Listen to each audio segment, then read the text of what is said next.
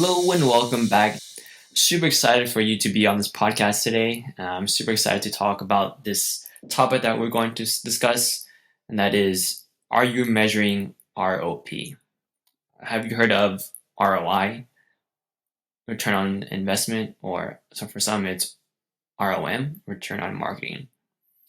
ROP is simply return on people. Many times when we think of business, entrepreneurship, leadership, we always think in context of ROI, whatever we get back in return based off of, our initial investment. But the thing that we will really want to take away is that, there's the hard skills, but there's all the soft skills. There is essentially, communication and refers to people. And so I think it's just so important to really take in context because as an organization, as a manager, as a leader, as maybe a follower, you're always around people. And so in order to really improve yourself as well improve the others around you, you really need to identify and be aware of your return on people. And this can really help your relationship with them, whether it's work related, whether it's family related, whether it's your personal relationships with your spouse or significant other, how we really take steps in our return on people can really expand ourselves as well as really help our lives as well as others. So it's very synergistic and very tightly close together. This may be a little harder for some to calculate, but for me, I like to just keep it pretty simple.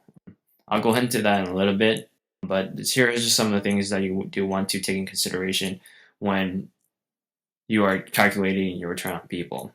Is the others' self-confidence, their belief systems, their abilities, and their self-awareness. What I like to do is really have a baseline of where they're at. For some that might be really doing on a number scale. I like to really just take a baseline of what they say, and if their self confidence, they could be something like, I don't have really high self confidence in X Y Z. So take that note. Belief systems, this is coming down to them really opening up to you and really getting to know you personally, and vice versa. The important part with the belief systems is that you really have to have a relationship with them.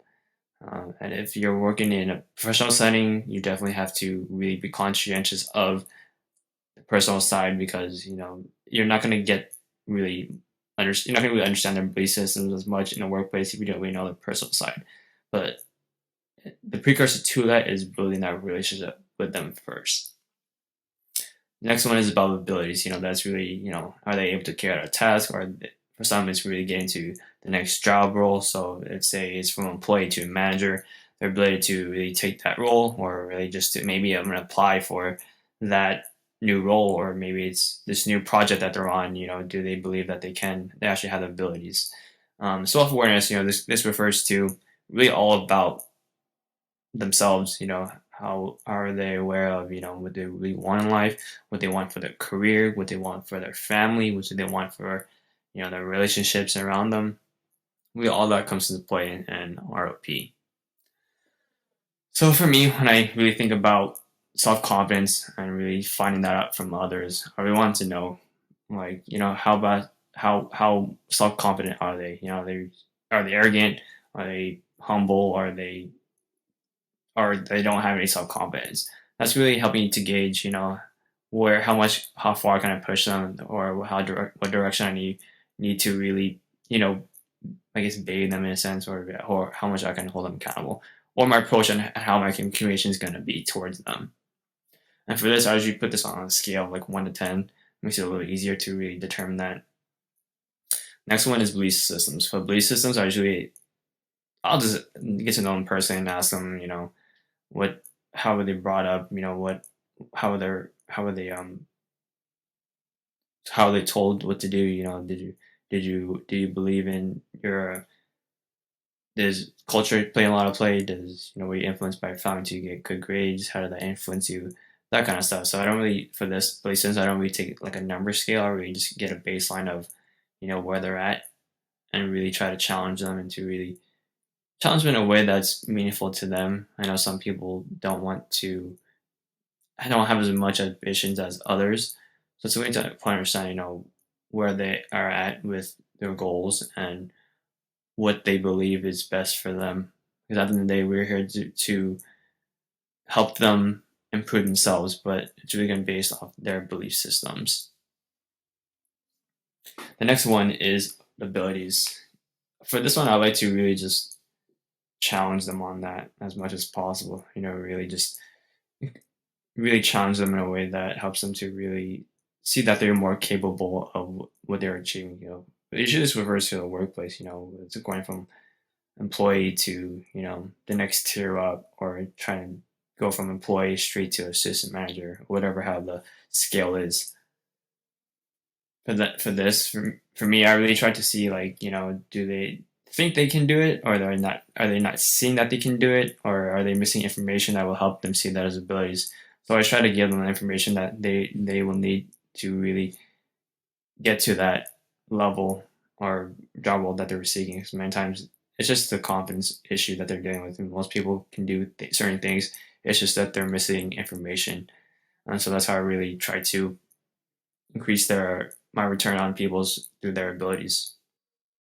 And self-awareness. This is important because everything relies on their self-awareness, and so I really try to see where they are at in their self-awareness, where they're, hey, I have no idea what I want to do in my life, how or I don't want to do more in my life. Where are they at, so I can really see and tailor how I'm going to approach them and tailor into them how they want in life.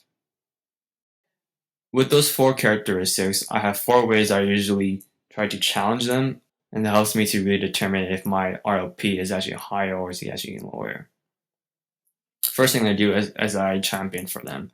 This refers to me really understanding, what all 4 of those traits are, and really giving them a shot of the next level. When I was a deputy project manager, sometimes I would need help, and so I would really think about who I'd be able to champion for this position or this help that I would need, because I know if they did this well, it'd be a great addition, great transition for me to help them get to their next higher job that they're looking for. This would have to be based off at them talked about before. It's really championing for them really comes down to really giving them a shot when you believe in them, and they may or may not see that they have that ability. So that's important for you to really give them the limelight and help them through that whole process. I do like to ask them tons and tons of questions. Many times people say, I don't have no time to develop my people or whatnot. Honestly, you don't really need much time. You can really help someone increase themselves and increase their ROP based off a few questions. You can literally get it done in 2 minutes. So the one thing I've really learned about questions is that it really gets you to helps them to increase their self-awareness, abilities, beliefs, and confidence, and helps put you in a position where it shows that you care, but you're not trying to impose an idea, but rather helps you to expose what they may or may not be aware of, and helps them to really increase their critical thinking and to really expand their awareness of what they are currently doing. Encouragement. I think encouragement can go a long way no matter what you do. I think it's so important to really encourage them in each part of those 4 traits, because everyone has downfalls in every aspect of their life. It's just really how aware are we of it, and if they believe in themselves. And so sometimes we do need to encourage others. Maybe that we just need to be persistent and keep encouraging them to move on, because at the end of the day, we want what's best for them, and one way to do that is to encourage them, but give them an explanation of why you believe in them and what they need to do to plan forward. I found that to be the easiest way of really having them going from X to Y, when at X they didn't really believe themselves too much, but they actually find it take the courage to move forward to Y because of your encouragement.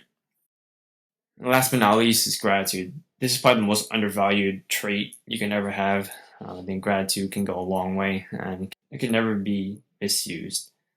Well, I guess it can't be, but in most cases it's not. This one time I was at a real estate conference, and I was talking to a developer who was an owner rep. And so in the construction trade, there is an owner's rep, which is essentially the person you would hire to replace you in case you are unable to make those decisions. Owner's rep is really second in line. So in a typical organization to be like the CEO kind of position. So they're pretty up there, and they're making big decisions for multi-million dollar deals. And so I was talking to this guy, and I asked him what was one thing that he learned about humans and people is that people want to be appreciated. And so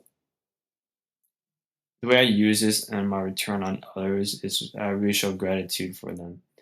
Because it really opens up their heart, really opens up their trust, really opens up their awareness about their abilities because of that they have more confidence in themselves. They understand that they have more abilities than they realize.